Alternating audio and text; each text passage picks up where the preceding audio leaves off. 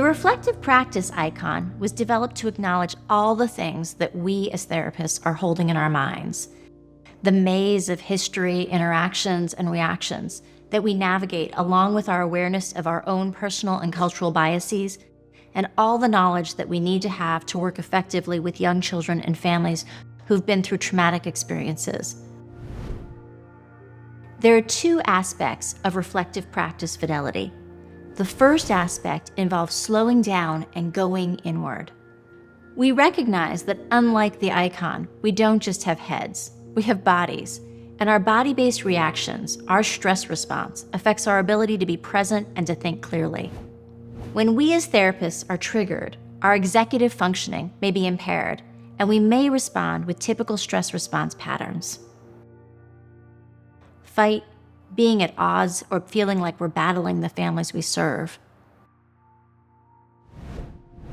Flight, not wanting to intervene, wanting to run away and escape.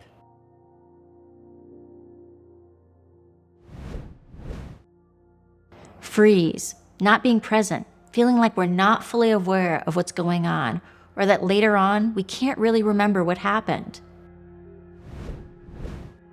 Appease, not addressing important topics because we fear conflict, even when this might jeopardize the well-being of the child or other family members.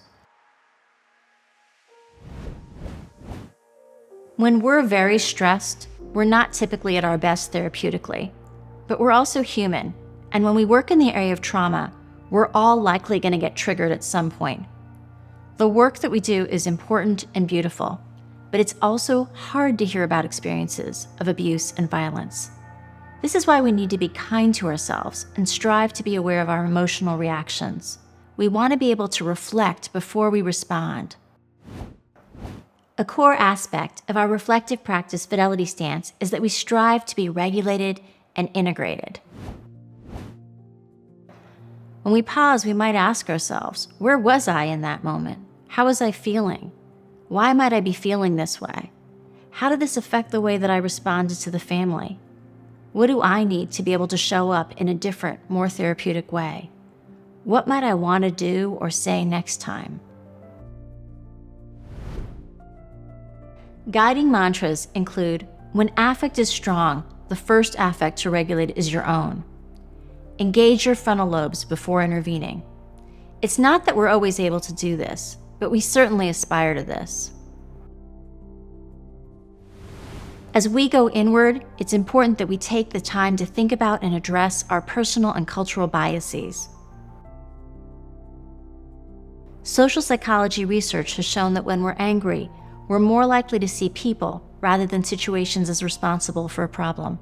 We're less likely to trust others, and we're more likely to make judgments based on stereotypes.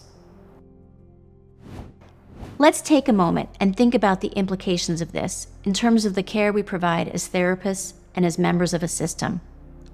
Given the data on health and mental health care disparities, we know that it's critically important that within our systems we make the space to concertedly address our biases.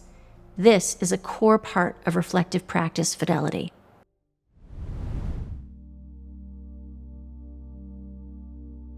The second aspect of reflective practice fidelity involves going outward. From a regulated stance, we seek to understand the needs and perspectives of different family members, and we try to consider the different factors that may be influencing what we're seeing.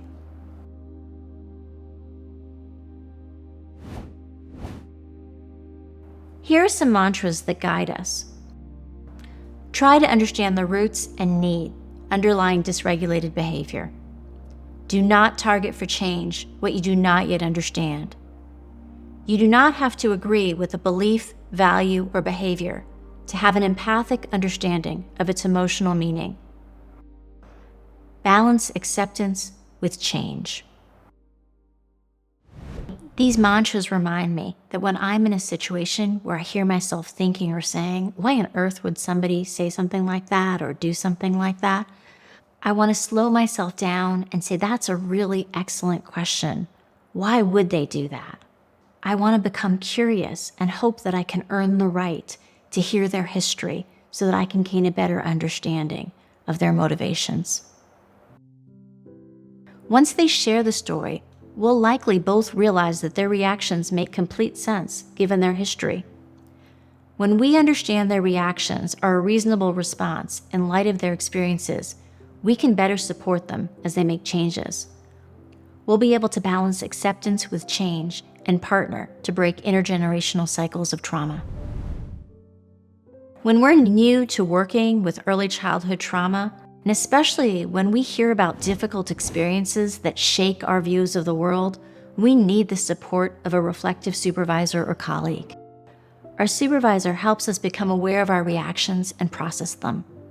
They create a space where we can think about what might be driving us to react in a certain way and what we want to do about this. In supervision, we share what happened in session, our interventions, and how they landed for different family members. Our supervisor might also help us consider options for intervening and possibilities for future interventions. They may help us refine our CPP case conceptualization abilities and gain new knowledge, including knowledge about child development and a deeper understanding of the particular populations we serve. Sometimes in supervision, we practice skills such as introducing and conducting trauma assessments, or thinking about how we might use play as a modality when we introduce the CPP triangle. We believe that we need supervisors and system support if we're going to be able to do this work effectively. Our stance is that we understand when we need help and we actively seek it. Team support are critical aspects of child-parent psychotherapy.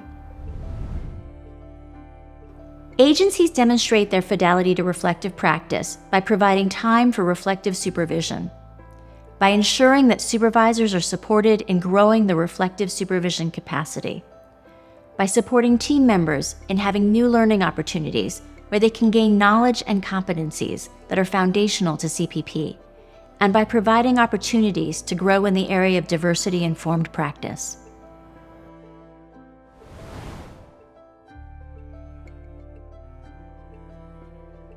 Dan Siegel's words remind us that we name it to tame it. We start by being aware of our emotions and our stress reactions.